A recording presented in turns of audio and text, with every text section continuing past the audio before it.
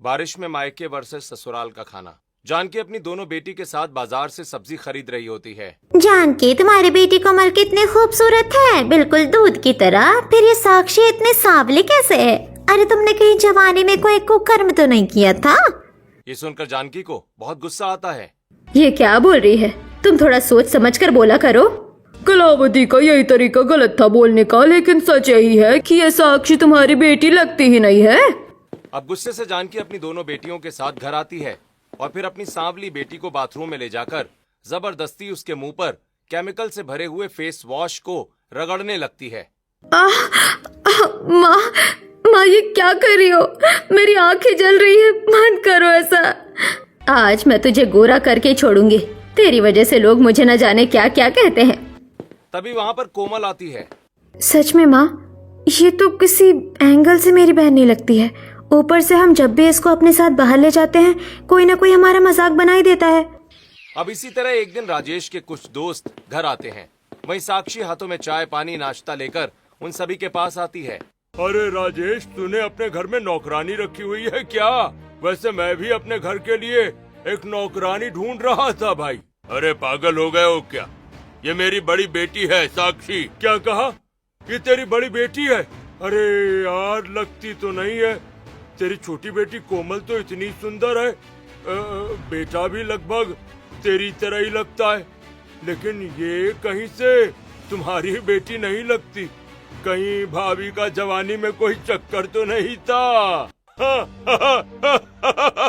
मुझे तो लगता है जरूर भाभी का कोई चक्कर ही था, जिसकी खबर राजेश को नहीं चली और ये काली कलूटी औलाद इनके घर में पैदा हो गई।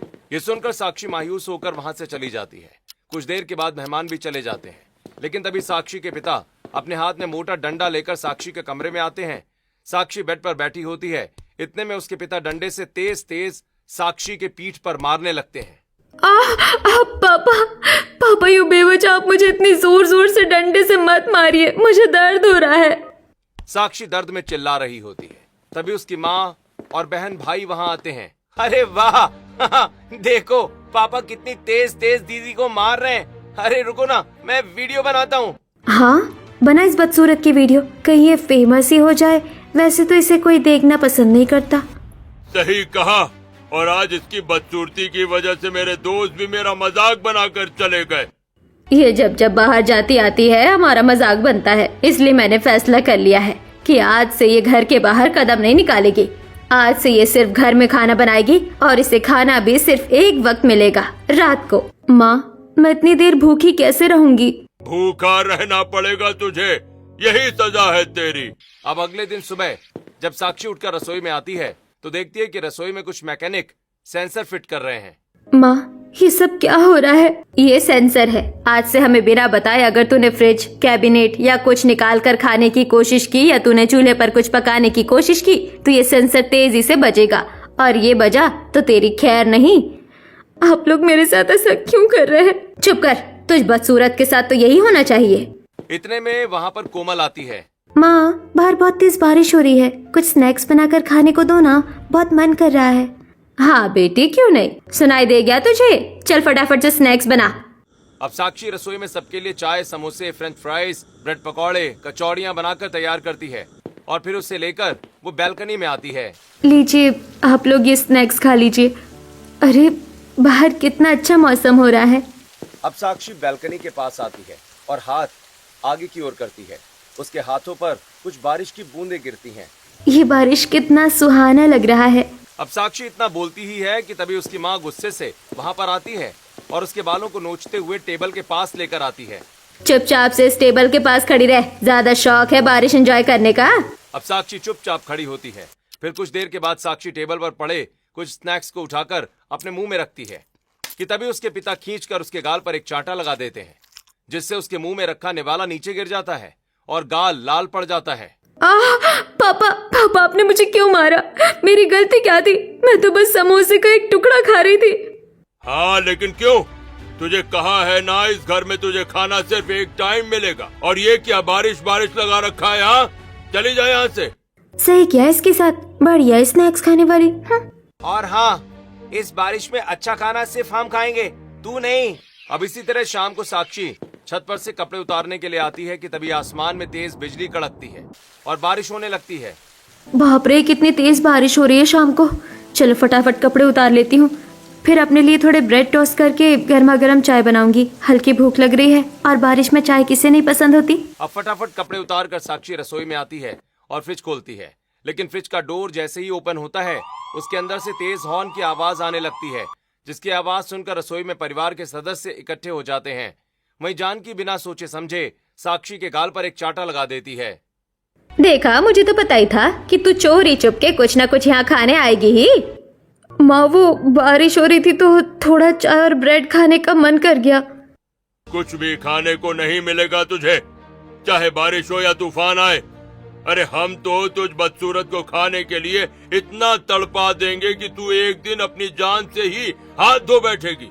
आप ऐसा कैसे बोल सकते हैं? मैं आपकी ही बेटी हूँ, कोई गैर नहीं हूँ। चल चल, ज्यादा इमोशनल ड्रामा करने की जरूरत नहीं है। और अब जो तू अपने लिए बना रही थी ना, वो हमारे लिए भी बना। सुन लिया? हाँ, जल्दी कर। अब साक्षी ब्रेड को टोस्ट करती है, फिर गर्मा गर्म चाय बनाती है और फिर उससे लेके हॉल में आती है। अब सभी लोग चाय ब्रेड खाते हैं। इसी तरह कुछ हफ्ते गुजरते हैं, जिसके बाद रिश्तेदारों के थ्रू साक्षी के लिए शादी का एक रिश्ता आता है। लड़के वाले सांवली साक्षी को देखकर, माफ करना जानकी, आपकी दूर की देवरानी ने ये रिश्ता बताया था हमें, और हमें लगा जैसे आपकी छोटी बेटी सुंदर है वैसे बड़ी बेटी भी सुंदर होगी, लेकिन ये तो काली कलूटी बदसूरत है। मैं इससे अपने बेटे की शादी नहीं करूंगी। अरे माँ, मैं खुद इस लड़की से शादी नहीं करना चाहता, चलो यहाँ से। अब लड़के वालों के जाने के बाद जानकी गुस्से में गर्मा गर्म चाय साक्षी के मुंह पर फेंक देती है। देख ले, तेरे लिए तो रिश्ते भी नहीं आ रहे हैं। पता नहीं कब तक हमारी छाती पर मूंग डालेगी तू। अब इसी तरह रात को एक वक्त खाने में साक्षी को घरवाले अपना छोड़ा हुआ खाना देते हैं। ये ले, हम लोगों ने थोड़ा खाना छोड़ दिया है, इसे तू खा ले। अब अकेले जमीन पर बैठकर साक्षी सबकी जूठन खाती है और अपने कमरे में आराम करती है, लेकिन आधी रात को उसको फिर से भूख लग जाती है। मुझे भूख लग रही है, जाती हूँ रसोई में कुछ खा कर आती हूँ। साक्षी कमरे से निकलकर बालकनी में आती है। अरे, रात को भी बाहर बारिश हो रही है। जाती हूँ प्याज के पराठे बनाती हूँ, मजा आ जाएगा खाकर। साक्षी रसोई में आती है और कैबिनेट से आटे का डिब्बा जैसे ही निकालती है, कैबिनेट से तेज तेज आवाज आनी शुरू हो जाती है। ये आवाज सुनकर जानकी रसोई में आ जाती है। अरे, तो फिर रसोई में आ गई? तू ऐसे नहीं मानेगी। अब गुस्से से जानकी साक्षी का सिर पकड़कर गैस के ऊपर पटक देती है, जिससे गैस का कोना साक्षी के सिर पर लग जाता है और उसका सिर जख्मी हो जाता है। माँ, आखिर मेरे खाने से आपको इतनी क्या दुश्मनी है? जब मैं आपको खाना बनाकर खिला सकती हूँ तो मैं खुद क्यों नहीं खा सकती? नहीं खा सकती तू नौकरानी है इस घर की, बस तू हमें खाना बनाकर खिलाएगी लेकिन खाएगी नहीं। अब भूखे ही पेट साक्षी रसोई से निकलकर कमरे में आती है और सो जाती है। अब इसी तरह एक दिन साक्षी कोचिंग से आ रही होती है कि तभी रास्ते में तेज बारिश होने लगती है। बाप रे, जब से मानसून शुरू हुआ है तब से आए दिन कभी भी बारिश शुरू हो जाती है। वैसे दोपहर के इस बारिश से मौसम काफी ठंडा हो गया, भूख भी लग गई है। आज तो घर जाते ही कुछ खा लूंगी। अरे नहीं, पर मुझे तो एक ही टाइम खाना मिलता है, वो भी रात में। कोशिश करूंगी कि छुपा कर कुछ खा लूं। अब साक्षी भीगते हुए घर आती है तो देखती है कि डाइनिंग टेबल पर उसके मम्मी पापा और भाई बहन मोमोज, चाउमीन, पिज्जा जैसी चीजें खा रहे हैं। अरे, आप लोगों ने इतनी सारी चीज मंगा रखी है खाने पीने की। वैसे बारिश में तो ये सब खाने का अलग ही मजा है, मुझे भी चाहिए। मेरा बर्गर, पिज्जा, चाउमीन कहाँ है? तभी गुस्से से कोमल उठती है और अपनी बड़ी बहन का हाथ मोड़ देती है। आपको क्यों लगा कि ये खाने पीने की चीज हमने आपके लिए भी मंगवाई होगी? अरे आपसे हमें नफरत है, नफरत। और ये सब हमने अपने लिए मंगवाया है। चली जाओ यहाँ से, कुछ नहीं मिलेगा आपको। हाँ, चली जाए यहाँ से, जब देखो तब हमारे खाने के आसपास मंडराती रहती है। अब साक्षी वहां से चली जाती है, लेकिन जब सभी लोग खा पीकर अपने कमरे में जाते हैं तो साक्षी दोबारा डाइनिंग टेबल के पास आती है और खाने पीने के रैपर को खोल खोल कर देखने लगती है जिसमें से उसे कुछ पिज्जा के टुकड़े मिलते हैं तो कुछ बर्गर के स्लाइस, और साक्षी उन्हीं को अब खाने लगती है। मुझे सुबह से इतनी तेज भूख लग रही थी, पर बारिश में अच्छा खाना मेरी किस्मत में है ही नहीं। अब इसी तरह एक शाम तेज बारिश में एक हाथ से छाता पकड़े दूसरे हाथ में खाने की कटोरी लिए बसंती जानकी के घर आती है। जानकी, कोई है? सब कहाँ है? इतने में वहां पर साक्षी आती है। जी कहिए, क्या हुआ? सब अंदर कमरे में है। चलो कोई बात नहीं, ये मैं हलवा लेकर आई थी तुम लोगों के लिए, इसे खा लेना। बाहर बहुत सुहाना मौसम हो रहा है, मैंने अपने घर में बनाया था, सोचा तुम्हें भी दे दूं। इस हलवे में से तो बहुत अच्छी खुशबू आ रही है, और कितने सारे ड्राई फ्रूट्स डाले आपने इसके अंदर। मैं इसे जरूर खाऊंगी। अब जैसे ही बसंती घर के बाहर निकलती है, जानकी वहां आकर हलवा छीन लेती है और साक्षी का सिर दीवार पर मार देती है। तुझे कोई हक नहीं है इतने सारे खाने को खाने की। तुझे सूखी रोटी रात को दे देती हूँ ना, वही बहुत बड़ी बात है। आई बड़ी बरसात में मूंग दाल का हलवा खाने वाली, इसे हम खाएंगे। अब घर के सभी सदस्य डाइनिंग टेबल पर बैठकर अलग अलग कटोरी में उस हलवे को लेकर चम्मच से खाने लगते हैं। हलवा तो बहुत स्वादिष्ट है। हाँ, और बारिश में ये ड्राई फ्रूट्स वाला मूंग दाल का हलवा खाकर तो मजा आ गया। खाओ खाओ, स्वाद लेके खाओ। अब सभी लोग हलवा खाकर चले जाते हैं, जिसके बाद साक्षी डाइनिंग टेबल के पास आती है और उनकी जूठी चम्मचों को चाटने लगती है। इस चम्मच को चाटकर एहसास हो रहा है कि ये हलवा सचमुच बहुत स्वादिष्ट था, पर वो मेरी किस्मत में नहीं था। मेरी किस्मत में तो शायद ना बारिश का सुख है और ना ही अच्छे खाने का। अब इसी तरह एक दिन साक्षी भूखी प्यासी अपने कमरे में सो रही होती है कि तभी सुबह 5 बजे साक्षी की माँ कमरे का दरवाजा पीटते हुए, अरे उठ उठ कलमुही, कब तक सोती रहेगी? अब फटाफट साक्षी उठती है और दरवाजा खोलती है। हाँ माँ, क्या हुआ? चल, बाहर बहुत तेज बारिश हो रही है। आज हमें सुबह सुबह 5 बजे गर्मा गर्म अदरक वाली चाय, आलू के पराठे, पनीर के पराठे, सोया पराठे और प्याज के पराठे बनाकर खिला, वो भी चूल्हे पर। पर माँ, बाहर बारिश हो रही है, ऐसे में मैं चूल्हे पर खाना कैसे बना पाऊंगी?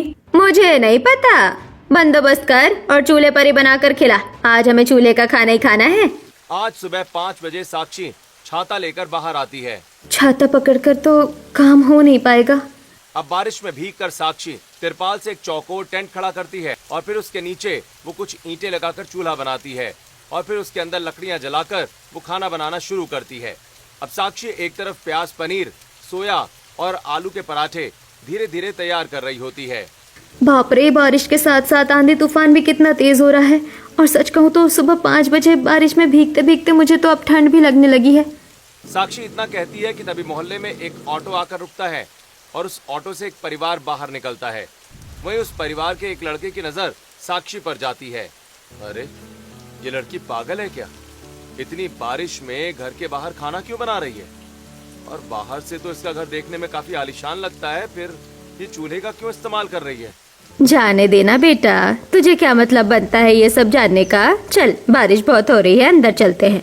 तभी पड़ोसी, हाँ बेटा, अभी तुम इस मोहल्ले में नए हो, कुछ महीने यहाँ रहो, धीरे धीरे सब समझ जाओगे। हम अपने मुंह से बताएंगे तो लगेगा कि हम बुराई कर रहे हैं। दूसरी तरफ साक्षी खाना बनाकर अपने परिवार वालों को खाना खाने को देती है। सभी लोग पराठे स्वाद लेकर खाते हैं। तभी एक पराठा धीरे से साक्षी भी उठाने की कोशिश करती है कि तभी डाइनिंग टेबल से उसकी माँ उठकर उसके हाथ को मोड़ते हुए कहती है, कितनी बार एक ही बात समझाऊं कि तुझे खाना एक ही वक्त मिलेगा?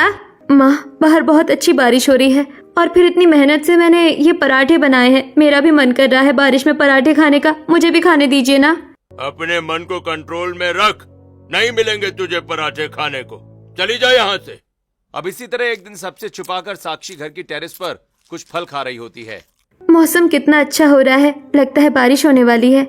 साक्षी इतना बोलती है कि बारिश शुरू हो जाती है। अरे, बारिश में ये मीठे मीठे जामुन खाने में तो बड़ा मजा आ रहा है। साक्षी 2 से 3 जामुन खाती है कि तभी वहाँ पर उसकी माँ आ जाती है। अरे, तू यहाँ खड़ी होकर जामुन खा रही है और कपड़े बारिश में भीग रहे हैं। अब जान की छत पर रखी स्टील की तार को उठाकर साक्षी के शरीर पर मारना शुरू कर देती है। तभी सामने वाले छत से वैभव ये सब कुछ देख लेता है। अरे, इसकी माँ कितनी बेकार है, बेचारी मासूम लड़की को तार से मार रही है और इतनी बड़ी जवान लड़की पर भला कोई हाथ उठाता है क्या? अब इसी तरह कुछ हफ्ते गुजरते हैं और एक दिन वैभव किसी काम से कहीं बाहर जा रहा होता है कि तभी वैभव की नजर साक्षी की रसोई पर पड़ती है, जिसकी खिड़कियां खुली हुई होती हैं। माँ, मेरे बाल छोड़ दीजिए। और आप मेरे हाथ पर ये गरम गरम चिमटा क्यों लगा रहे हैं? मैंने तो बस एक रोटी ही खाई थी। पर क्यों खाई तूने ये रोटी? किससे पूछकर खाई तूने ये रोटी? माँ, 2 दिन से खाना नहीं खाया था माँ, भूख लग गई थी। मेरा हाथ। अब बाहर खड़ा वैभव, डिस्गस्टिंग यार, डिस्गस्टिंग। ये इसकी माँ इतनी ज्यादा पत्थर दिल कैसे हो सकती है?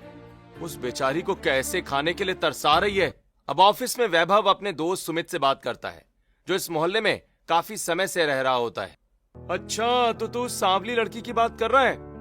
अरे यार, उसकी माँ उसकी बदसूरती की वजह से उसके ऊपर अत्याचार करती है, उसे खाने पीने के लिए भी तरसाती है भाई, और कई बार तो उसका रिश्ता टूट चुका है, तो वो अपने घर वालों के लिए भी बोझ बनती जा रही है। ये सुनकर वैभव को काफी दुख पहुंचता है। अब इसी तरह एक दिन हॉल में घर के सदस्य टीवी देख रहे होते हैं। हॉल के सामने एक बहुत शानदार विंडो होती है, जिससे बाहर का मौसम काफी साफ दिख रहा होता है। तभी विंडो के पास साक्षी आती है। आज तो कुछ ज्यादा ही सुहाना मौसम हो रहा है ना माँ पापा। बारिश भी कितनी तेज हो रही है। दिखाओ तुझे बारिश के नजारे, कहीं ऐसा ना हो कि तो इसके बाद कुछ देखने लायक ना बचे। साक्षी घबराकर अपनी माँ की तरफ देखती है। क्या हुआ माँ, आप ऐसा क्यों कह रही हैं? वो इसलिए क्योंकि ये नज़ारे सिर्फ हम देखेंगे। तू जाकर हमारे लिए कुछ खाना बना कर लेकर आ जा। अब साक्षी घबराकर रसोई में आती है और सबके लिए popcorn, cupcake, noodles, French fries, pasta जैसी चीजें बनाकर तैयार करती है और फिर सबको लाकर खाने को देती है। लीजिए आप लोग ये खाइए, मैं बारिश देखती हूँ। कोई जरूरत नहीं है, जाइए मेरे लिए गर्मा गर्म बनाना चिप्स तल कर लाइए। अब साक्षी भागकर रसोई में आती है, कच्चे केले को काटकर उसे डीप फ्राई करती है। ये दे दो, उसके बाद बारिश देखूंगी। साक्षी बनाना चिप्स लेकर आती है और अपनी बहन को देती है। जाओ अब मेरे लिए कोल्ड ड्रिंक लेकर आओ, यहाँ कोल्ड ड्रिंक नहीं है। अब साक्षी फिर भागकर कोल्ड ड्रिंक लेने जाती है और फिर सबको कोल्ड ड्रिंक देती है। अब जाती हूँ, बारिश देख लेती हूँ। अब क्या बारिश देखेगी तू? बारिश खत्म हो चुकी है, जा अब जाकर जूठे बर्तन धो ले, हमने ये सब कुछ खा लिया है। क्या बारिश बंद हो गई और आप लोगों ने सब कुछ खा लिया, मेरे लिए कुछ नहीं छोड़ा? हे भगवान, मैं कभी ना तो बारिश देख पाती हूँ और ना ही बारिश में कुछ अच्छा खा पाती हूँ।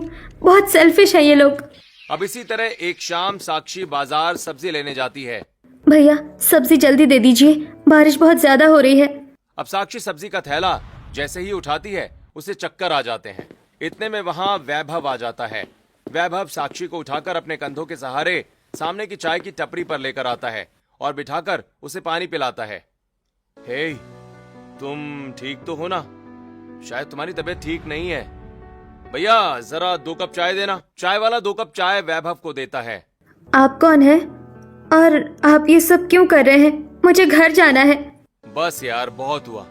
मुझसे कुछ छिपाने की जरूरत नहीं है, मैं तुम्हारे हाल से वाकिफ हूँ। मैं जानता हूँ कि तुम अपनी माँ से परेशान हो और वो तुम्हें खूब टॉर्चर करती हैं और खाना भी नहीं देती समय से। अब ये सुनकर साक्षी की आंखें नम हो जाती हैं और वो अपना सर वैभव के कंधे पर रख देती है और उसे सारी सच्चाई बता देती है। ठीक है, मैं करूंगा तुमसे शादी।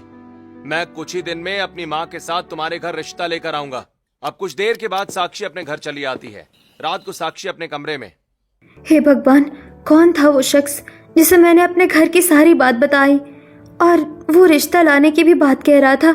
जरूरी थोड़ी है कि उसका परिवार मुझसे प्यार करे। मैं तो वैसे भी बदसूरत हूँ, क्या पता वो लोग भी मुझे अपने घर ले जाकर मेरे ऊपर अत्याचार करें। अब इसी तरह कुछ हफ्ते गुजरते हैं और वैभव अपने परिवार वालों के साथ साक्षी के घर रिश्ता लेकर आता है। अरे अरे, कौन है आप लोग? घर में घुसे ही चले आ रहे हैं। बेटा ये कैसे बात कर रहे हैं हमसे? 1 मिनट माँ जी, हम इस घर में आपकी सांवली बेटी के लिए रिश्ता लेकर आए हैं। क्या कहा? उस बदसूरत के लिए रिश्ता लेकर आए हो? अच्छा है, माँ इनको बैठाओ, इसी बहाने हमारी बहन यहाँ से रवाना तो होगी। हाँ हाँ, आप लोग अंदर आइए। अब साक्षी सभी को चाय पानी देती है। जी, लड़की तो आपकी काफी संस्कारी लगती है, मेरे बेटे को भी पसंद है, तो हमारी तरफ से ये रिश्ता फिक्स है। आप शादी की तैयारी कीजिए। अब कुछ ही हफ्तों में पूरी विधि विधान के साथ साक्षी शादी करके अपने ससुराल आ जाती है। अब साक्षी जैसे ही अपने ससुराल की चौखट पर पैर रखती है, तेज तेज बारिश शुरू हो जाती है। साक्षी पीछे मुड़ती है और वो डर सी जाती है। क्या हुआ बहू? पीछे मुड़कर तुमने बारिश को देखा और तुम डर गई? ऐसा क्यों? बारिश से तो हमको खुशी मिलती है। क्या हुआ? लगता है भाभी थोड़ा थक गई है माँ, आप जल्दी गृह प्रवेश करो ना, उन्हें आराम भी करना होगा। हाँ आओ बहू, इस कलश को गिराकर घर के अंदर प्रवेश करो, तुम्हारा हमारे घर में स्वागत है। अब साक्षी कलश गिराकर घर के अंदर आती है और फिर अपने पति के साथ अपने कमरे में जाती है, जहाँ वैभव का कमरा काफी लग्जरी होता है। वहीं बेड के सामने एक सुंदर शीशे का कैबिनेट बना होता है, जिसके अंदर chocolate, pastry, strawberries, cookies, cream roll जैसी खाने पीने की चीजें रखी होती हैं। बाप रे, इतनी सारी खाने पीने की चीज, वो भी बेडरूम में? हाँ हाँ, ये मैंने स्पेशली तुम्हारे लिए बनवाया है, ताकि तुम्हें अगर आधी रात में भी कुछ खाने की क्रेविंग हो ना, तो तुम उठो और आराम से खा लो। बाप रे, मेरी खाने पीने के बारे में मेरे पति इतना सोचते हैं। ये सच में ऐसे है या शुरू शुरू में बस अटेंशन पाने के लिए ऐसा कर रहे हैं? मुझ जैसी बदसूरत के लिए इतनी फैसिलिटीज। देखो आज तो बोल दिया, लेकिन दोबारा मत बोलना। मेरे लिए तुम मेरी ड्रीम गर्ल हो। मुझे शुरू से ही ऐसी ही लड़की चाहिए थी। अब अगले दिन साक्षी नहा धोकर रसोई में आती है और सबसे पहले रसोई की खिड़की खोलती है। अरे, आज सुबह सुबह ही बारिश आ गई। 1 मिनट, बारिश आ रही है, फटाफट सबके लिए खाने का बना देती हूँ, नहीं तो सब गुस्सा करेंगे। अब साक्षी जैसे ही फ्रिज खोलती है, ये फ्रिज कहीं इसके अंदर कोई सेंसर तो नहीं लगा? साक्षी इतना कहती है कि तभी वहां पर उसकी सास आ जाती है। सुबह सुबह बहू, रसोई में क्यों घुस गई तुम? और फ्रिज से क्या ले रही हो? तुम्हें कुछ बनाने की जरूरत नहीं है, मौसम बहुत अच्छा है, तुम चलकर बालकनी में बैठो, मैं तुम्हारे लिए कुछ बना कर लेकर आती हूँ। नहीं नहीं, मैं बना लूंगी माँ जी। मैंने कहा ना तुम बालकनी में जाओ, बाहर मौसम बहुत अच्छा हो रहा है। अब साक्षी बालकनी में आती है, जहाँ उसके ससुर, ननद और पति बैठे होते हैं। भाभी आप बैठो ना। अब सबके साथ साक्षी घबरा कर बैठती है। तभी पीछे से मालिनी चाय, समोसे, ब्रेड पकौड़े, सैंडविच, कचौड़ियाँ, पुदीने की चटनी, टमाटर की चटनी, कोल्ड ड्रिंक और अदरक वाली चाय बनाकर लेकर आती हैं। सभी लोग खाना पीना शुरू करते हैं, लेकिन साक्षी कुछ नहीं खा रही होती है।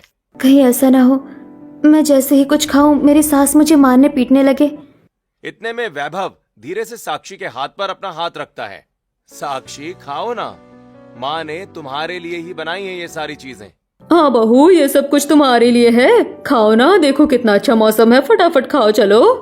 अब पहली बार बारिश का सुंदर नजारा देखते हुए साक्षी कई तरह के स्नैक्स खाती है। अब इसी तरह एक रात साक्षी कमरे में सो रही होती है कि तभी उसे बिजलियों के कड़कने की आवाज सुनाई पड़ती है और वो डर कर उठकर बैठ जाती है। क्या हुआ?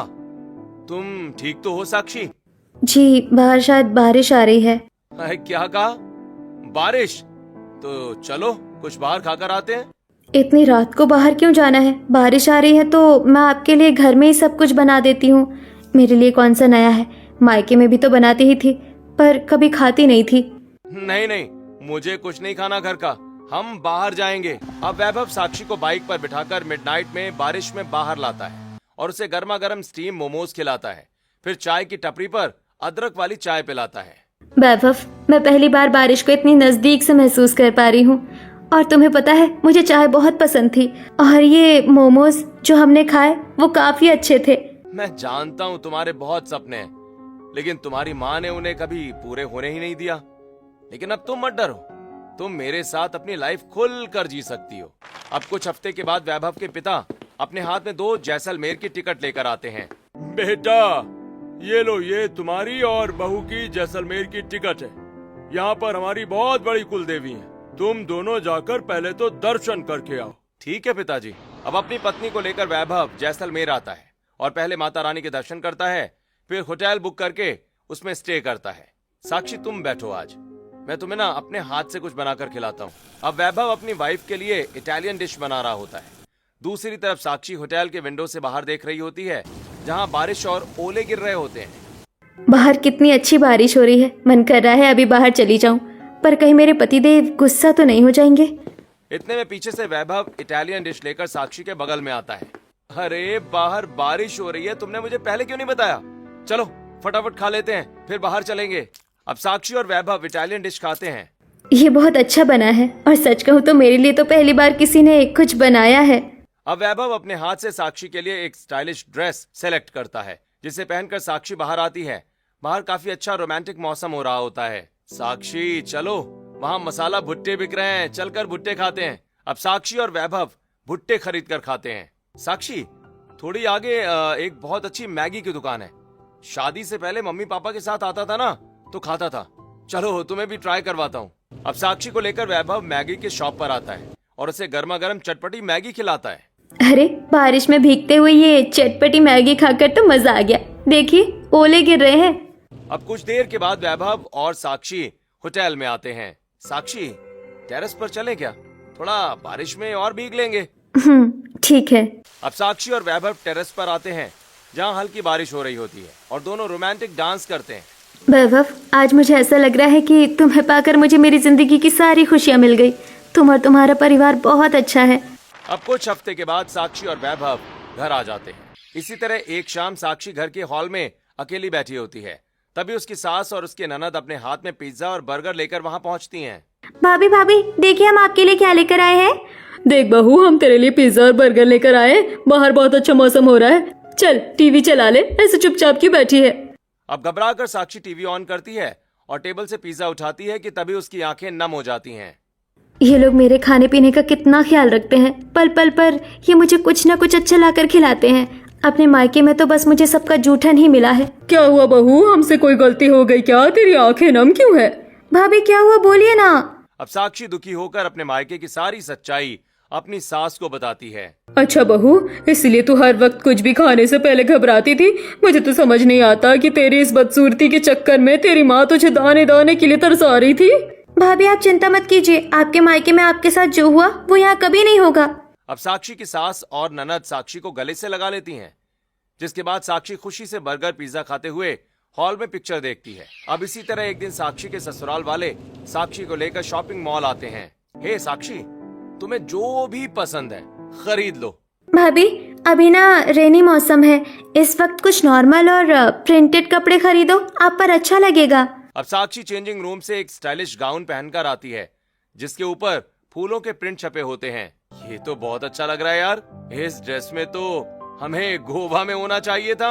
अरे तो इसमें सोचना क्या है, मैं तुम्हारी टिकट बुक करवा देता हूँ, चले जाना। हाँ हाँ कर दीजिए, अभी इनकी नई शादी हुई है, जितना घूमेंगे उतना अच्छा रहेगा। अब सभी शॉपिंग करके जैसे ही शॉपिंग मॉल से बाहर आते हैं, बाहर मूसलाधार बारिश हो रही होती है।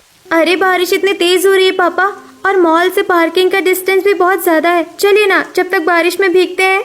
अब नंदिनी जबरदस्ती अपनी भाभी को बारिश में सड़क पर लेकर आती है और पूरा परिवार बारिश में झूम झूम कर नाचते हुए भीगता है। इतने में वहाँ बर्फ का गोला बेचने वाला आ जाता है। ए भैया रुको रुको रुको, जरा हम सबके लिए एक खट्टा मीठा गोला तैयार करना।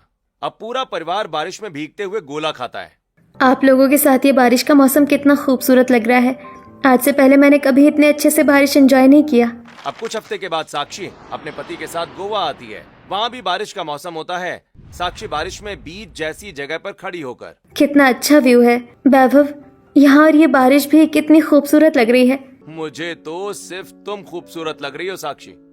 खैर तुमने कुछ खाया नहीं है ना, चलो हम लोग पहले कुछ खा लेते हैं। अब गोवा के रेस्टोरेंट में साक्षी अपने पति के साथ फ्राई फिश, फिश करी और फ्राइड राइस खाती है।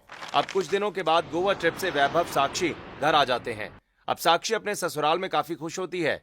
वहीं दूसरी तरफ साक्षी के मायके वाले साक्षी की शादी के बाद ज्यादा गरीब हो जाते हैं। उनकी आर्थिक स्थिति इतनी बिगड़ जाती है कि उन्हें खाने के एक एक दाने के लिए भी तरसना पड़ता है। बाप रे जानकी, तू और तेरा परिवार तो बिस्तर पकड़ कर बैठा है, इतने बुरे दिन कैसे आ गए तुम्हारे? इनके साथ तो ये सब होना निश्चित था बसंती। तुम्हें याद नहीं कि अपने निर्दोष बेटे को खाने पीने के लिए कितना तड़पाती थी? हाँ शायद तुम ठीक कह रही हो, ये हमारे बुरे कर्मों की सजा है। वहीं जब ये बात कुछ समय के बाद साक्षी को पता चलती है तो साक्षी काफी चिंतित हो जाती है और वो परेशान होकर बारिश में भीगती हुई गार्डन में चक्कर काट रही होती है कि तभी वहां उसका पति वैभव आता है।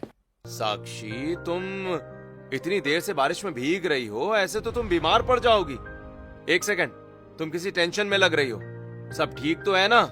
नहीं वैभव जी, कुछ ठीक नहीं है। मेरे माता पिता की आर्थिक स्थिति इतनी खराब हो गई है कि उन्हें अनाज के एक दाने के लिए तरसना पड़ रहा है।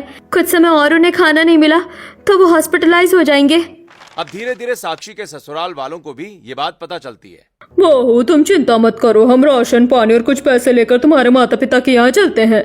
अब मालिनी अपने बेटे बहू के साथ बहू के मायके आती है, जहाँ उसके माता पिता बिस्तर पर लेटे होते हैं और बगल में भाई बहन खड़े होते हैं। दीदी आप आ गई दीदी। पता है आपके जाने के बाद हमारी स्थिति बहुत बिगड़ गई। पापा का कंपनी में लॉस हो गया और भाई की भी कहीं नौकरी नहीं लग रही है। हाँ दीदी, कई महीनों से कुछ नहीं खाया है। अच्छा चुप हो जाओ, परेशान क्यों होते हो, मैं आ गई हूँ ना, अब सब ठीक हो जाएगा। इतने में वहाँ पड़ोस की बसंती भी आ जाती है। देख ले जानकी, जिस बेटी को तू पल पल खाने के लिए तरसा रही थी, आज वही बेटी अपने ससुराल से तेरी मदद करने आई है। हाँ, पर मेरी पत्नी इनकी तरह नहीं है। तभी जानकी और राजेश शर्मिंदगी के साथ अपने दामाद से कहते हैं, हमें माफ कर दीजिए दामाद जी, आज हमें एहसास हो रहा है कि हमने अपनी बेटी के साथ बहुत गलत किया। हाँ, और हमने उसके साथ जो भी किया उसी की सजा आज हमें मिल रही है। बेटी, हमें माफ कर दो बेटी, अपने माता पिता को माफ कर दो बेटी। माता पिता हमेशा बच्चों के लिए भगवान ही होते हैं। आप मुझसे माफी मत मांगिए और हिम्मत रखिए, सब ठीक हो जाएगा, मैं हूं ना। अब इसी तरह साक्षी राशन पैसे के साथ साथ अपने छोटे भाई की नौकरी अपने पति के साथ लगवा देती है, जिससे साक्षी के माता पिता की आर्थिक स्थिति ठीक हो जाती है। और इस दिन के बाद से साक्षी को ससुराल वालों के साथ साथ अपने मायके का प्यार भी मिलने लगता है।